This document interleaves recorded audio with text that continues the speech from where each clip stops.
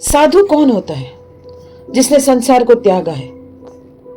आपके दरवाजे तक वो इसलिए आता है क्योंकि उसने जो कुछ ज्ञान अर्जित किया है वो आपको देना है।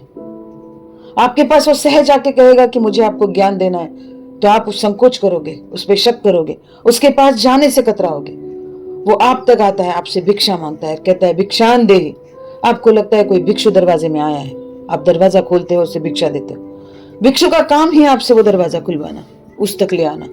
जब आप उसके पास पहुंच जाते हैं तो वो आपको ज्ञान की कुछ बातें सिखाता है और अगले दरवाजे पर जाता है और फिर कहता है भिक्षान दे। वो संसार को त्याग कर बैठा है, वो पूरे ब्रह्मांड में विचरण कर रहा है ताकि उसने जो अर्जित किया वो आपको दे सके।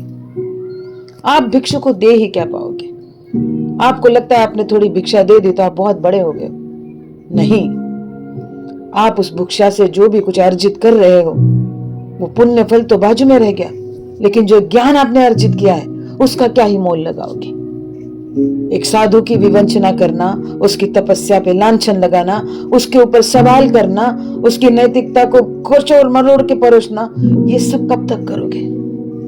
वो तो पहले ही पिंडदान करके बैठा है। उसे ना आपसे कुछ लेना देना है, आपसे मिलने वाली चीजों से लेना देना है।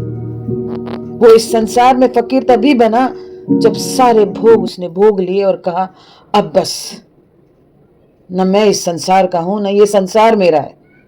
जब तक जीवित हूं तब तक जो अर्जित किया है वो दे के जाऊंगा।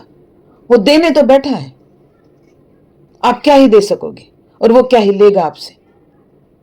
अगर आप कुछ दे सकते हो तो उसे सम्मान दो, और कुछ ले सकते हो तो उसने अर्जित किए हुए दान को, जब वो दे रहा है, उस ज्ञान को आप ले लो।